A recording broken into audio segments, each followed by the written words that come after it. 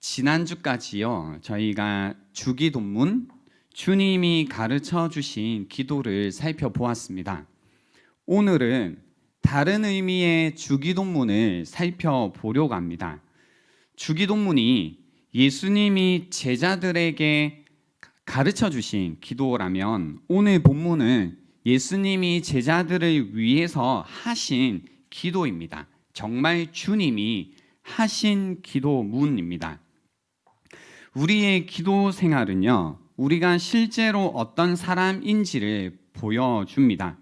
우리의 기도 생활은 내가 어떻게 하나님과 관계를 하고 있는지, 내가 얼마나 하나님을 사랑하고 있는지, 갈망하고 있는지, 의존하고 있는지를 드러내 보여줍니다. 그래서 기도 생활을 보면 그 사람이 영적으로 얼마나 어린아이 같은지, 혹은 얼마나 성숙해져 있는지, 또는 얼마나 위선적인지, 아니면 실제로 얼마나 하나님을 사랑하고 있는지를 알 수가 있습니다. 그래서 잭 밀러라는 목사님은요, 기도를 잘 들어보기만 해도 그가 하나님과 어떤 관계를 맺고 있는지에 관한 많은 정보를 알 수 있다고 했습니다. 그래서 오늘 기도 시간에 다른 사람이 기도하는 걸 들으면 된다, 안 된다? 안 된다라는 뜻이겠죠. 비밀로 해주십시오. 아무튼요, 이 말씀을 드린 이유는 기도라는 걸 통해서 그 한 사람이 하나님과 어떤 관계를 맺고 있는지 실제로 알 수 있다면, 예수님이 하나님께 드린 기도를 통해서 늘 예수님이 이제 기도에 관해서 가르치셨는데, 예수님은 실제로 하나님과 어떤 관계를 맺고 있는지 우리가 엿볼 수 있다라는 겁니다. 그죠?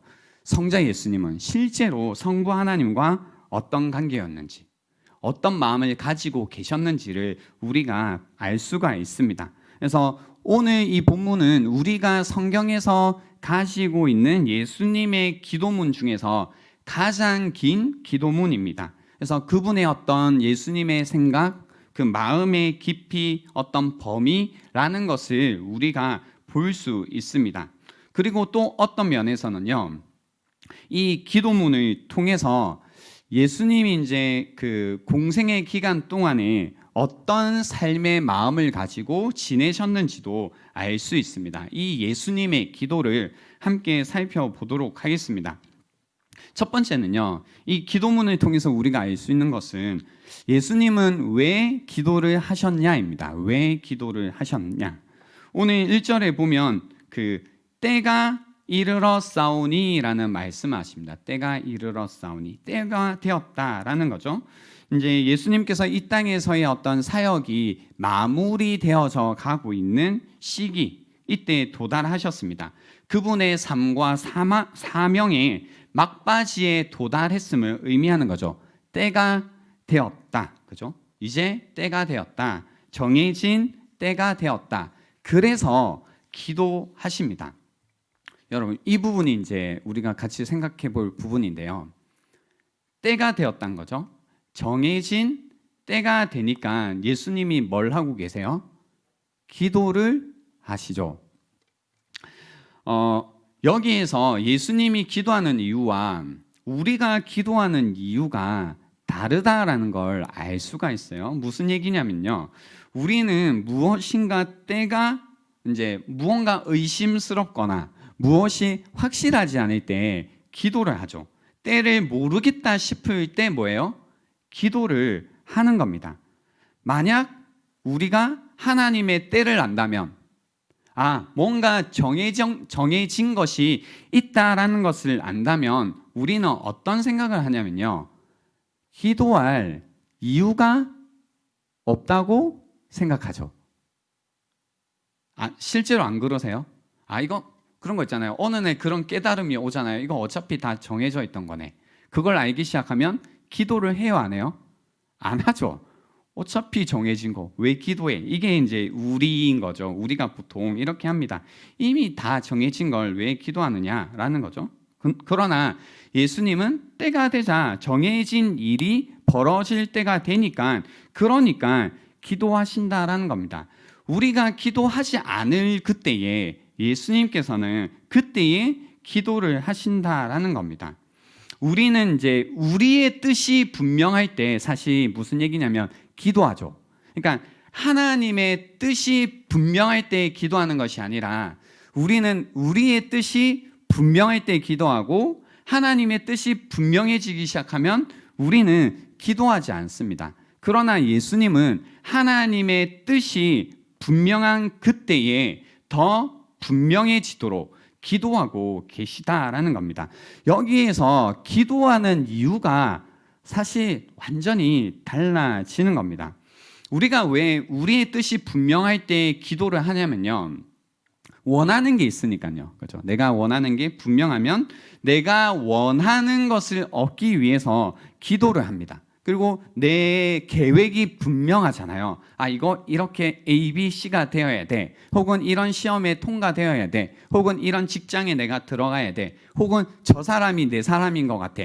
뭔가 내 안의 뜻, 계획이 분명해지면 기도를 해서 하나님이 나의 뜻, 나의 계획에 참여하셔서 이루어 주시기를 기도하는 겁니다. 그러니까 내 마음에 있는 것을, 내 마음에 있는 어떤 계획을 하나님이 아시도록 기도한다라는 겁니다. 그러나 예수님께서는요, 달랐어요. 이유가 자신의 계획에 하나님을 참여시키기 위해서 기도하시는 게 아닙니다. 오히려 하나님의 계획에, 하나님의 뜻에 본인이 참여하시기 위해서, 따르시기 위해서 기도를 하신다라는 겁니다. 하나님의 마음에 무엇이 있는지를 아시고 그 뜻을 행하시기 위해서 기도하셨다라는 겁니다. 그렇기 때문에 하나님의 뜻이 분명하면 분명할수록 기도하신다라는 겁니다. 그렇기 때문에 우리는 하나님의 뜻이 분명해지면 기도하지 않는다라는 겁니다. 우리는 어떤 것을 여전히 얻기 위해 하나님께 기도하고, 예수님은 어떤 것 가운데 하나님의 뜻을 알기 위해서 기도하셨다라는 겁니다. 가끔 이제 그런 걸 궁금해 하신 분들이 있어요. 하나님의 뜻이 궁금하다. 그죠? 하나님의 뜻이 궁금하다. 이제 언제 하나님의 뜻이 궁금하다라고 물어보냐면요, 이제 모든 경우가 그렇다라는 건 아니에요. 근데 내 안에 뜻이 있고 내 뜻과 하나님의 뜻을 맞춰보고 싶은 거죠. 그래서 내 뜻에 하나님의 뜻이 맞는지를 맞추고 싶을 때 기도하고요.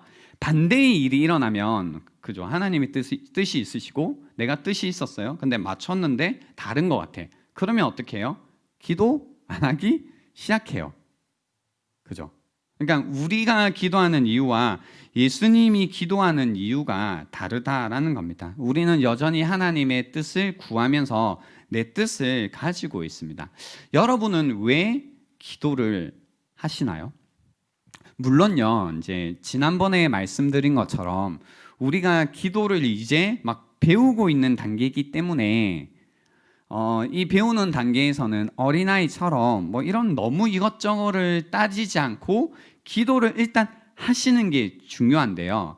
그 기도를 하심 가운데 어느 방향으로 가셔야 되냐면 예수님이 하셨던 기도라는 쪽으로 흘러가야 되는 거죠. 그래서 내가 기도하는 이유가 처음에는 나의 원함, 나의 소원, 나의 계획을 두고 기도하겠지만 점점 시간이 흘러감에 따라 하나님이 정말로 나의 아버지이신 걸 알게 되고 그 가운데 나의 필요와 나의 소원과 나의 어떤 정말로 나의 어떤 니즈들을 하나님께서 채우시는 분이다라는 확신이 생긴다면 이 기도가 이제 그 뒤로는 어디로 흘러가야 되냐면, 그죠? 하나님이 나의 필요를 어차피 채우시잖아요. 그럼 우리는 이런 기도의 이유가 없어지면 그 뒤로부터 기도를 안 하게 된다니까요. 그러니까 가끔 그런 경우가 있어요. 그러니까 신앙이 막 시작하신 분들 중에 열심히 기도를 해요.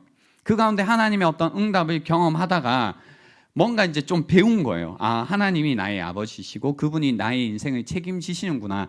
이렇게까지 뭔가 나의 필요를 하나님께 구하지 않아도 하나님께서 채우시는구나라는 틀린 믿음은 아니죠. 알게 돼요. 그러면 좀 중간쯤 오면 어떤 신앙생활을 하기 시작하냐면 기도를 안 하는 신앙생활이 돼요. 그러니까 뭐 굳이 그렇게까지 하나님께 구해야 되냐? 어차피 아버지인데 다 알아서 주시지 않느냐라고 뭔가 대단한 믿음이지만 이제 모습으로는 그죠? 그 신앙과 이 사람의 삶이 좀 다른 거죠. 왜냐하면 그 정도의 믿음이 있었다면, 그 정도의 믿음이 생겼다면 어느 쪽으로 가야 되냐면 이제 하나님의 뜻을 구하는, 예수님이 기도하셨던 것처럼 어떤 것들 가운데 하나님의 마음, 하나님의 뜻을 구하고 내 삶을 하나님의 뜻에 맞춰가는 이런 이제 모습으로 흘러가야 된다라는 거죠. 그래서 나는 여전히 왜 기도를 하고 있는지, 완전 초보라면 아무거나 하시고요. 그래도 내가 이제 좀 신앙이 있다라는 생각이 드신다면 내가 왜 기도를 하는지를 생각해 보시면 좋겠습니다. 두 번째는요, 첫 번째가 왜 예수님께서 기도하셨냐라면, 두 번째는 예수님은 무엇을 위해서 기도하셨냐입니다. 무엇을 위해. 오늘 본문에서는 1절에 보시면요, 예수께서 이 말씀을 하시고 눈을 들어 하늘을 우러러 이르시되 아버지여 때가 이르렀사오니 아들을 영화롭게 하사 아들로 아버지를 영화롭게 하게 하옵소서라고 해서요, 간구의 내용은 무엇이냐면 아들을 영화롭게 하사 아들로 아버지를 영화롭게 하게 해달라는 것, 요게 이 기도의 요지입니다. 됐나요? 예, 아들을 영화롭게 하사 아들로 아버지를 영화롭게 하게 하옵소서. 기도의 요지입니다. 이 내용을 하신 거죠. 무슨 말이에요? 아들을 영화롭게 해라는 거예요? 아버지를 영화롭게 하라는 거예요? 여러분, 이 예수님의 그 기도가, 간구가 이해가 되세요? 그러니까 예수님 자기 자신을 영화롭게 하라는 건가요? 아니면 아버지를 영화롭게 하고 싶다라는 거예요? 하라는 거예요? 뭔가 둘 다인 것 같죠? 그죠? 제가 좀 설명을 해드릴게요. 일단 영화롭게 한다라는 의미는 무엇이냐면요, 첫 번째는 이제 누군가를 존경한다, 이렇게 존경하고 또 뭔가 경의를 표하고 칭찬한다 이런 거죠. 그리고 찬미하다라는 의미입니다. 와, 진짜 막 최고다, 너무 멋있다, 너무 잘한다, 아름답다, 뭐 이런 이제 의미죠. 그리고 두 번째는 영화롭게 한다라는 건 섬긴다, 기뻐한다라는 의미입니다. 그러니까 너무 어떠한 사람을 존경하고 좋아하고 찬미하다 보니까 그 대상을 섬기고 기뻐한다라는 마음이고요. 세 번째는 그래서 이 모든 것들을 사랑으로 한다라는 의미입니다. 이 세 가지 의미를 다 알고 있어야지 영화롭게 한다라는 의미를 여러분이 이해하실 수 있고 예수님이 지금 이 자리에서 무엇을 구하고 계신지도 이해하게 됩니다. 존경하고 경의를 표하고 찬미하고 섬기고 기뻐하고 사랑으로 한다. 여러분, 두 사람이요, 사랑할 때 일어나는 일이 뭔가요? 두 사람이 만나서 사랑을 해요. 그러면 무엇을 할까요? 밥 먹고 영화 보고 뭐 이런 걸 한다고 생각하지만 그런 거 말고요. 이제 그 사랑을 한다라는 뜻은 서로 두 사람이 영화롭게 한다라는 의미가 있어요. 처음 들어보시죠? 그러니까 우리가 지금까지 두 사람이 만나서 연애를 할 때 영화롭게 하지 않았다면 그 모든 연애들은 좀 고통스러울 수 있었을 겁니다. 그런 거죠. 두 사람이 만나 서로가 서로를 존경하고 찬미하고 무엇이 대단한지 뭐 좋은지 이야기하고 그리고 막 기뻐하고 섬겨주고 막 무엇이든 해주고 싶어하는 이런 마음이 있어야 된다는 겁니다. 그래서 영화롭게 한다, 영광을 돌린다, 이런 의미는 사랑하는 관계에서 반드시 나타나는 모습이라는 겁니다. 그러니까 이 영화롭게 한다를 사랑하는 관계라는 것 속에서 이해를 하셔야지 제대로 이해를 하시는 겁니다. 그래서 우리는 누군가와 함께 건강한 사랑의 관계를 맺고 있다면, 건강한 사랑의 관계를 맺고 있다면 거기에는 영화롭게 하는 모습이 있다라는 겁니다. 서로 영화롭게 합니다. 본문에서 예수님이 영화롭게 해달라는 건지 하나님을 영화롭게 하는 건지 헷갈렸던 것처럼 서로를 영화롭게 합니다. 서로 얼마나 기뻐하고 서로 얼마나 그 사람이 대단한지를 이야기를 나누고 서로를 섬기고 이 모든 것들을 사랑으로 한다라는 겁니다. 제가 대학을 다닐 때입니다. 벌써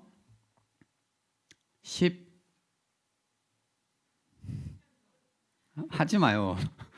네, 18년 정도 된 것 같아요. 이때가. 그때 저는 이제 그 CC였습니다. 캠퍼스 커플이라고 하죠. 대학 다닐 때 해야 되는 거 아닙니까, 그죠, 여러분? 그 캠퍼스 커플이었는데 죄송해요, 용서해 주세요. 캠퍼스 커플이었는데요.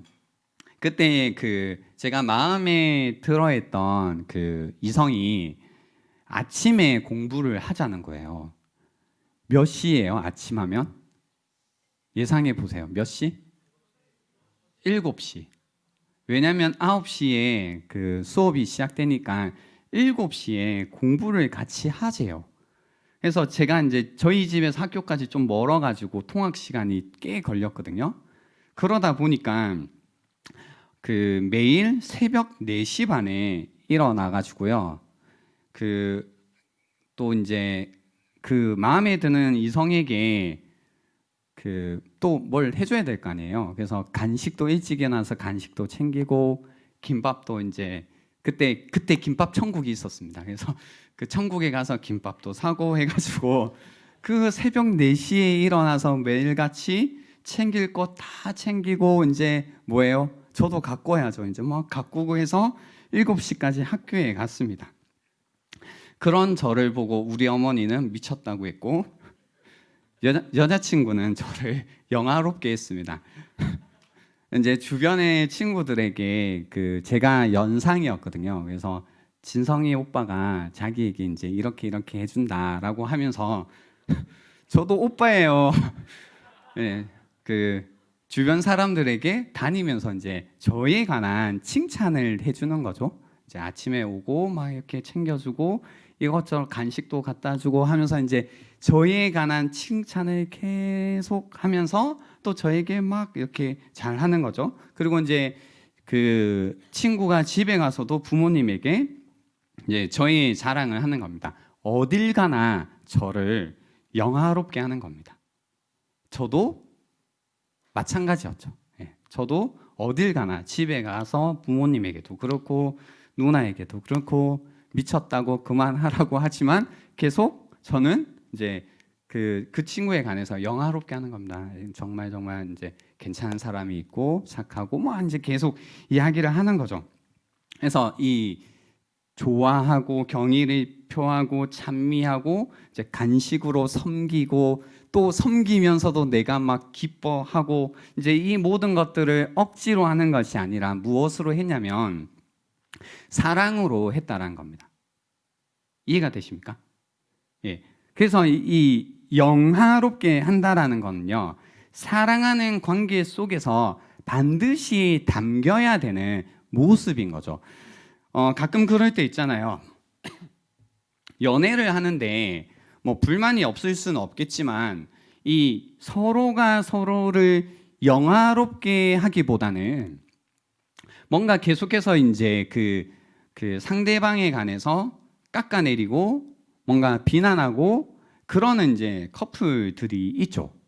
그러니까 뭐 남자친구가 이래 뭐 얘기하고 뭐 여자친구가 이래 얘기할 때 그 가운데 서로에 대한 어떤 존경, 찬미 이런 얘기보다는 계속해서 뭐 이제 불평, 불만, 왜 나한테 이렇게 안 해주는지 모르겠다 뭐 이런 얘기들이 자꾸 쌓여가고 또 이제 상대방을 서로가 서로를 섬겨주고 자기가 섬김 가운데 기뻐하고 그리고 이 모든 것들을 사랑으로 하지 않기 시작하면 결국은 보세요. 서로가 서로를 영화롭게 하지 않기 시작하면 사랑의 관계도 시간이 지나면 결국은 흔들리게 된다는 겁니다.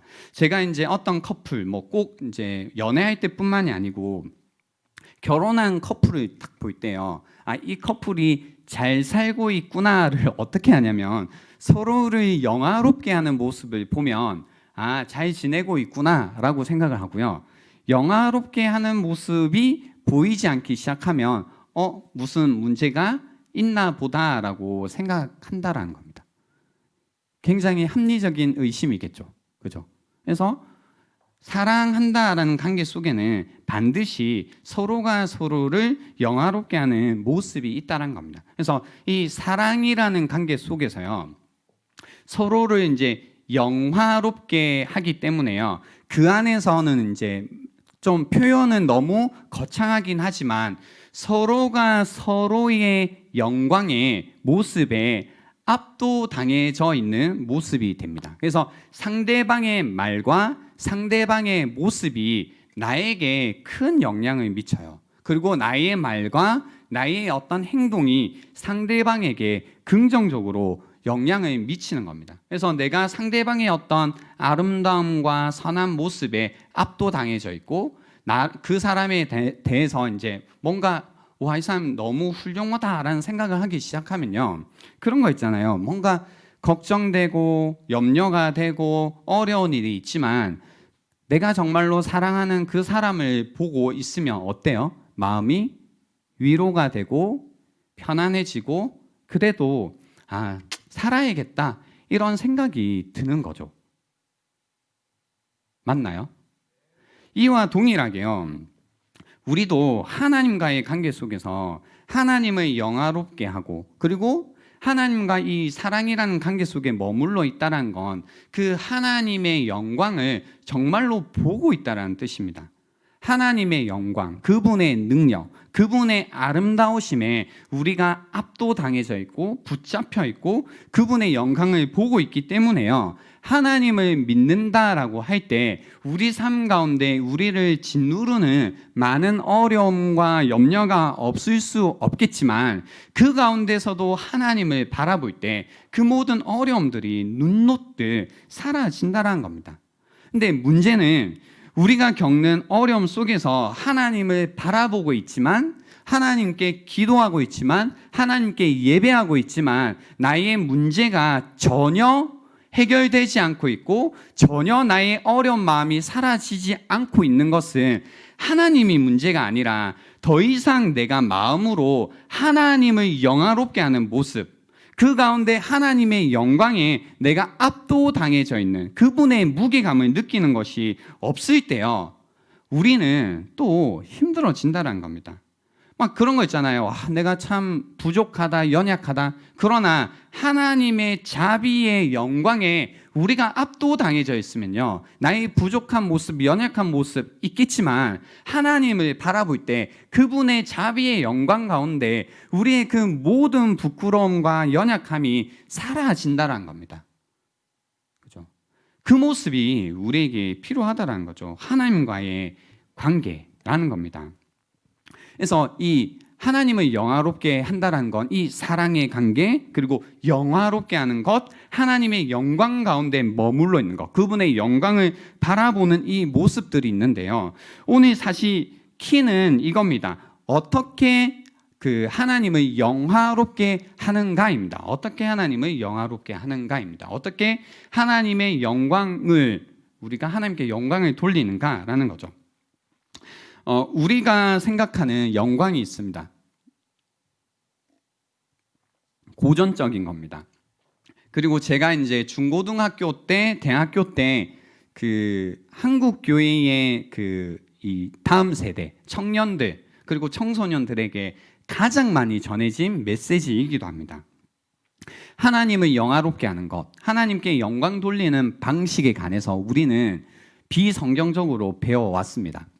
제가 비성경적으로 배웠다라고 하는 이유는 오늘 말씀을 들어보시면 여러분이 납득이 되실 텐데요, 무엇이 비성경적이었냐면요, 이 하나님을 영광 돌리는 모습, 하나님을 영화롭게 하는 모습이 오늘 이 본문에서 예수님이 말하시는 주님, 나로 영화롭게 하셔서 나의 삶이 하나님을 영화롭게 하는 모습이 되게 해 주십시오와 정반대의 방향으로 갔기 때문입니다. 우리가 생각하는 하나님께 영광이 되는 건 무엇이었나요? 학생 때는 공부, 잘하는 거, 좋은 대학 가는 거, 좋은 직장 얻는 거. 뭐가 좋은 직장인지 모르겠어요. 그죠? 그리고 뭔가 훌륭한 사람이 되는 것, 그리고 그런 자리에서 하나님께 영광 돌리는 것. 그것이 이제 사실은 되게 단면적으로 제가 단순하게 말씀을 드렸지만 이것이 하나님께 영광 돌리는 모습이라고 우리는 배웠었죠. 지금 그렇게 가르치지 않지만 그렇게 배웠었죠. 그러니까 그때 그 신앙에 여전히 머물러 있다면 우리는 그죠? 세상에서도 부족하고 하나님 앞에서도 부족하고 그러니까 어딜 가나 부족한 인간이 되어 하나님의 영광을 위해서 살라라는 메시지가 전해질 때마다 부끄러운 거죠. 나는 이제 하나님의 영광을 위해서 살기에는 늦은 것 같고 나는 하나님의 영광을 위해서는 이제 아닌 것 같다. 나는 좀 부끄러우니 조용히 지내겠다. 뭐 이제 아니면 내가 할 수 있는 최대는 내가 그리스도인인 걸 밝히지 않겠다. 뭐 이런 이상한 쪽으로 계속해서 흘러가게 된다라는 겁니다. 그러나 오늘 성경에서 이야기하시는 하나님을 영화롭게 하는 방법은 무엇이냐면요. 이겁니다. 일단 이렇게 이야기하시죠. 때가 이르러 싸우니 아들을 영화롭게 하사 아버지를 영화롭게 하옵소서라고 이야기를 하셨습니다. 여기서 예수님이 말씀하시는 때란 무엇이냐면 요한복음에서 이 때, 시간이라는 그 개념이 계속 흘러나오거든요. 근데 예수님이 말씀하시는 때란 예수님의 죽으심, 그 십자가를 의미합니다. 죽으실 때를 의미한다라는 겁니다. 그러니까 이거죠. 그때가 왔습니다. 무슨 때가 온 거예요? 예수님이 죽으실 때가 왔다라는 겁니다. 십자가를 지셔야 되는, 십자가에 달리시는 그때가 왔으니 나를 영화롭게 하소서라고 이야기하시는 거죠. 그러니까 그런 의미는 아닙니다. 주님, 제가 죽을 테니까 저를 영화롭게 해주세요라는 의미가 아니라 지금 예수님은 그때가 왔습니다. 십자가라는 그 자리가 하나님을 영화롭게 하는 자리다라고 이야기하는 겁니다. 예수님에게 영광이 되는 자리는 십자가라는 수치, 부끄러운 자리였다라는 겁니다. 예수님이 십자가라는 자리 가운데 계실 때에 아버지께서 영광을 받으신다라는 이야기를 하고 있다라는 겁니다. 그러니까 너무나 다른 이야기를 하고 계신 거죠. 우리가 높아질 때에 하나님도 높아진다고 얘기하고요. 우리가 잘 나갈 때에 하나님도 와 라고 생각하지만 예수님은 지금 뭐라고 얘기하시냐면 예수님 자신이 십자가가 뭐예요? 낮아지는 거잖아요. 십자가를 통해서 낮아질 때에 아버지께서 높아지신다라고 이야기하는 겁니다. 내려가는 것이 올라가는 것이다 라고 이야기하시는 겁니다. 예수님께서 다른 사람을 위해서 자신의 영광을 버리는 것이 결국은 하나님께 영광이 된다라고 굉장히 분명하게 이야기하시는 겁니다. 다른 사람의 생명을 위해서 자신의 영광을 버리는 것, 그것이 예수님께서 지금 아버지께 구하고 있는 나를 영화롭게 해달라라는 기도의 핵심이라는 겁니다. 자기의 영광을 버리고 자기의 생명을 버리고 자신의 기쁨을 다른 사람을 위해서 버릴 때에 하나님께 영광이 된다는 겁니다. 내려가는 것이 올라가는 것이다라고 이야기를 하시는 겁니다. 이 말씀 가운데요, 이렇게 이어지는 말씀이 있었어요. 그게 무엇이었냐면 요한복음 12장 23절부터 25절에 이런 말씀이 있더라고요. 어떤 말씀이었냐면요, 예수께서 대답하여 이르시되 인자가 영광을 얻을 때가 왔도다. 동일한 이야기시죠. 인자가 자신이 영광을 얻을 때가 왔도다. 그러면 여기에서 이제 이 이야기를 들은 제자들은 우리와 동일한 생각을 했겠죠. 뭐예요? 와, 드디어 예수님이 우리가 아는 개념으로서의 권력을 지시고 이제 높은 자리에 오르시는 그때가 됐나 보다. 아싸! 뭐 이런 거죠. 근데 24절에 이어서 뭐라고 이야기하시냐면 내가 진실로 진실로 너희에게 이르노니 한 알의 밀이 땅에 떨어져 죽지 아니하면 한 알 그대로 있고 죽으면 많은 열매를 맺느니라. 자기의 생명을 사랑하는 자는 잃어버릴 것이요 이 세상에서 자기의 생명을 미워하는 자는 영생하도록 보전하리라 라고 가르쳐 주신 겁니다. 그래서요, 요한복음 12장에서 이미 예수님은 우리에게 가르쳐 주셨어요. 영광을 얻는 방법이 무엇인지를 이미 얘기해 주신 거죠. 한 알의 밀알이 땅에 떨어져 죽는 것처럼 죽을 때에, 내려갈 때에 그것이 영광을 얻는 거다라는 겁니다. 한 알의 밀알 같은 한 사람의 삶이, 생명이 죽어서 많은 열매를 맺는 것이 하나님께 영광이 된다라는 겁니다. 그래서 자기의 생명을 사랑하는 자, 여기에서 자기의 생명을 사랑한다는 말은 무엇이냐면요, 자기의 영광을 구하는 자라는 겁니다. 정확하게 예전에 우리가 배운 겁니다. 우리의 영광, 우리의 명예, 우리의 자랑을 구하는 자, 자기 자신을 사랑하는 자는 결국은 잃어버릴 것이요 이 세상에서 자기의 생명을 미워하는 자, 자기를 부인하는 자는, 그래서 다른 사람을 위해서 자기의 영광을 버리고 다른 사람을 위해서 자기의 기쁨을 버리는 자는 영생하도록 보전하리라 라고 예수님이 가르쳐 주시는 겁니다. 제가 오늘 이 말씀을 준비하면서요, 이게 예수님의 기도문이잖아요. 근데 이 기도문 가운데 예수님이 정말로 삶을 사시면서, 이 땅에서 사시면서 가장 바라셨던 것들을 지금 가장 마지막 순간에 전하고 계신 겁니다. 요한복음 17장의 기도문은 그동안 예수님이 사역을 다 하신 다음에 십자가를 앞두고 마지막으로 이제 하고 계신 기도문이거든요. 그러니까 마지막 유언 같은 이야기입니다. 이 이야기는. 그러니까 그분의 마음을 드러내고 계신 거죠. 이제 정말로 함께 있던 제자들을 떠나가시기 전에 그분의 마음이 어떠하셨는지, 어떤 마음으로 함께 하셨고 어떤 마음으로 이 땅을 살아오셨는지를 기도를 통해서 굉장히 솔직하게 우리에게 말씀해 주고 계신데요, 어떻게 사셨냐? 끝에 기도도 그거잖아요. 예수님이 이렇게 늘 가르치신 거예요. 인자가 영광을 얻을 때가 왔다. 한 알의 밀알이 땅에 떨어져 죽지 않으면 한 알 그대로 있고, 뭐 이런 이야기를 늘 하시다가 이제 정말로 그 자기의 삶이 던져져야 되는 순간, 그때에도 그 기도를 하신 겁니다. 주님, 때가 왔습니다. 이제 제가 죽어야 되는 때가 왔습니다. 주님, 제가 한 알로서 땅에 떨어져야 되는 그때가 왔습니다. 주님, 정말로 저를 영화롭게 해 주십시오. 무슨 뜻이에요? 정말로 지금까지 얘기했던 것처럼 죽게 해 달라라는 거죠. 그리고 이 죽음을 통해서 하나님 영광 받아 달라라는 기도를 하는 거죠.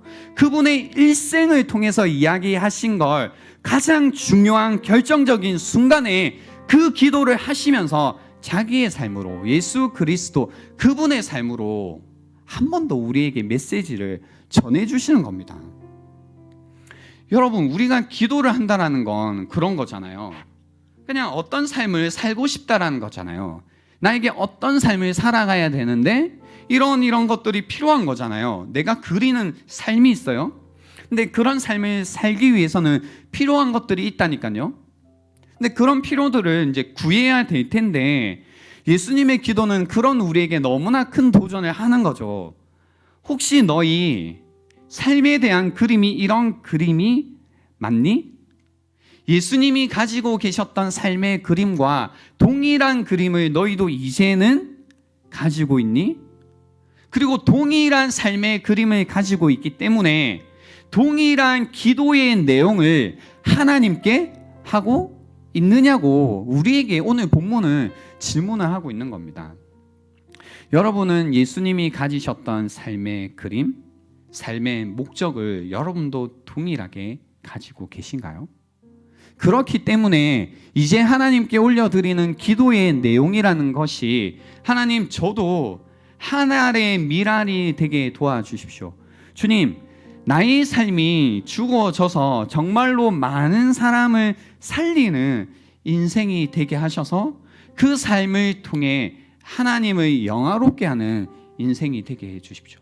주님, 때가 왔으니 나를 영화롭게 하사 나로 하여금 하나님을 영화롭게 하게 해달라라는 이 기도로 여러분은 살고 계시냐는 겁니다. 저희요, 사실 교회에서 전하는 메시지는 이게 거의 전부라고 생각해요. 저희가 예수님의 제자로 산다, 내가 신앙생활을 한다, 내가 그리스도인으로 산다고 할 때 저는 다른 삶의 방식은 사실 없다고 생각해요. 이것만이 우리가 따라가야 되는 삶의 방식이라고 생각해요. 근데요, 우리가 세상에 나가면 세상은 우리에게 정반대의 메시지를 계속 전해줘요. 어떻게 전해주냐면요, 너를 위해서 살라고 해요. 야, 너를 위해서 살아. 다른 사람을 위해 살지 말고 그 어떤 너 외에 다른 존재를 위해서 살지 말고, 그게 사람이든 뭐 친구든 부모든 하나님이든 너 말고 다른 존재를 위해서 살지 말고 너를 위해 살라라고 이 얘기를 해요. 다른 메시지가 없어요. 이 이야기를 하죠. 그러니까 너를 위해서 살 거니까 너의 행복을 살아야 되니까, 야, 너 뭐가 필요해? 그러니까 너의 행복을 위해서는 너 어떤 것들이 필요하지? 돈이 필요하지 않을까? 나 이렇게 안정적인 일을 해야 되지 않을까? 야, 너도 저런 차를 좀 타야 되지 않을까? 야, 너도 저런 아파트에서 좀 살아야 되지 않을까? 야, 너도 결혼할 때 저런 예식장에서 저런 드레스를 입고 저렇게 좀 결혼을 해야 되지 않을까? 야, 너도 하면서요, 끊임없이 우리에게 거는 말은 뭐냐면, 야, 너를 위해서 살라라고 하는데요, 이제 20년 넘게 살았잖아요. 여러분, 솔직히요, 우리가 우리를 위해서 살아야 된다라는 세상의 메시지에 우리가 너무 이제 아예 노이로제까지 걸려 있는데, 나를 위해서 사는 게 좋으세요? 여러분은 여러분을 위해서 사시는 게 좋으세요? 정말로요? 여러분을 위해서 공부하고, 여러분을 위해서 직장을 구하고, 여러분을 위해서 무언가 돈을 저축하고, 여러분을 위해서 계속 살려고 하는데, 그게 여러분 정말로 여러분 삶에 만족하세요? 약속했던 세상이 약속했던 행복이라는 것은 정말로 누리고 계세요? 나를 위해서 살 때, 나를 위해서 사는 그 방식을, 내가 그 길을 선택했을 때 정말로 여러분은 세상이 약속했던 것과 같은 행복을 누리셨냐라는 겁니다. 여기서 제가 하고 싶었던 부분은 그겁니다. 도전인데요, 어쩌면 그 생각, 그 방식, 그 삶 자체가 거짓일 수 있다는 겁니다. 일 수 있다는 게 아니고 사실 거짓이죠.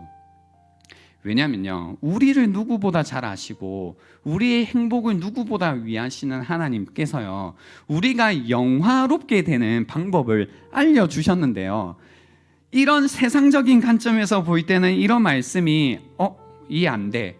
이게 어떻게 좋은 거야? 이게 어떻게 나를 영화롭게 하는 거야? 라는 생각밖에 안 들죠. 그죠? 그렇지만 정말로 주님이 말씀하신 것처럼 이러한 삶에 우리가 뛰어들 때에, 그래서 하나의 미랄이 되어 땅에 떨어져 나라는 한 사람을 통해서 많은 사람이 살아나는 것을 볼 때에 내 인생이 정말로 영화롭게 되고, 그런 나를 통해서 하나님이 영화롭게 되는 그런 경험을 여러분 인생 가운데 해 보신다면, 이것이 원래 내가 살아가야 됐던 인생이구나 라는 걸 경험하게 되실 거라는 겁니다. 전혀 다른 길이 사실은 우리가 사는 길이고, 이 영생, 생명이라는 것을 우리가 지켜갈 수 있는 길이라는 겁니다. 예수님도 이 이야기를 하셨죠. 오늘 본문에서 3절에 영생에 관해서 이야기를 하셨거든요. 영생은 유일하신 참 하나님과 유일하신 하나님이 그 보내신 자 예수 그리스도를 아는 것이라고 했는데, 이분이 한평생을 통해서, 그리고 십자가를 통해서 우리에게 보여주신 게 뭐냐면 이 하나님을 알게 해주셨죠. 그죠? 그냥 지식적으로 알게 해주셨다는 게 아니라 그 하나님을 알도록 관계를 회복시켜 주시고, 그분을 알도록 우리를 이제 우리의 중보자가 되셔서 하나님께로 나아가게 하신 거죠. 정말로 그분을 알게 해주신 겁니다. 2절에도 이런 말씀이 있었어요. 아버지께서 아들에게 주신 모든 사람에게 영생을 주시려고 건세를 아들에게 주셨다라고 하는 거죠. 그러니까 그분에게 주어진 모든 것들은, 심지어 건세라고 하는 것도 뭐냐면 다른 사람을 위한, 다른 사람에게 영생을 주기 위한 삶이셨다라는 겁니다. 이제 우리가 정말로 다시 한번 생각해 볼 때가 된 겁니다. 인생에 관해서 진지하게 다시 한번 고민해 볼 때가 된 겁니다. 지금까지 우리는, 지금도 그렇잖아요. 뭐 직장 고민하고 뭐 먹고 사는 거 고민하고 돈 걱정하는데 그거 다 나를 위한 걱정이잖아요. 그러니까 걱정 계속 걱정밖에 안 돼요. 근데 우리의 인생은요, 나를 위해서 사는 인생이 아니라 다른 사람을 위해서 살도록 우리는 그렇게 지음을 받았고요, 그렇게 부름을 받은 인생이란 겁니다. 그래서 여러분 정말로 믿기지 않겠지만 이 인생의 길을 한 번만 바꿔보신다면, 그래서 나를 위해서 살던 인생에서 다른 사람을 위해서 사는 인생으로 길을 정말로 바꿔보신다면, 하나님이 우리에게 약속하신 이 영생을 누리는 이 일을 우리가 경험하게 될 거고요. 다 힘들다 하지만 그 힘든 가운데서도 삶의 참된 목적과 의미를 우리가 알았기 때문에 기쁨으로 이 땅에서 우리가 살아갈 수 있게 될 거다라는 겁니다. 그래서 함께 이 기도를 하면 좋겠습니다. 하나님, 때가 되었으니, 그날이 왔잖아요. 하나님, 때가 되었으니 나를 영화롭게 하사 나를 통해서 아버지가 영화롭게 되시기를 원하나이다. 이렇게 하나님의 영광이 되는 인생을 우리가 함께 살아가자라는 겁니다. 이 아무 보잘것없는 나를 위해서 살다 끝나는 인생이 아니라, 이렇게 보잘것없는 나지만 나를 통해서 많은 생명을 구원하시고 살리시는 그 놀라우신 하나님의 일을 우리가 함께 보고 그 가운데 영광이 되고 하나님께 영광을 올려드리는 그런 영광스러운 인생을 함께 살아갈 수 있으면 좋겠습니다. 이 시간 드리겠습니다. 오늘 들었던 말씀을 한번 생각해 보십시오. 답답했던 어떤 인생을 어떻게 살아야 되는 거지? 이건 뭐 어떻게 해야 될지 모르겠다 라고 할 때, 아예 내가 길을 잘못 들어선 거라면, 아예 삶의 방식이 잘못된 거라면 내가 돌이켜야 되는 게 아닌가? 그리고 다시 나를 위해서 사는 인생이 아니라 다른 사람을 위한 인생, 하나의 미랄이 되어 많은 생명을 살리는 인생이 될 수 있도록 이 시간 하나님 앞에서 다시 한번 말씀으로 내 마음을 살피는 이 시간이 될 수 있으면 좋겠습니다. 여러분은 무슨 기도로 살고 있는지 생각해 보시는 시간이 되면 좋겠습니다.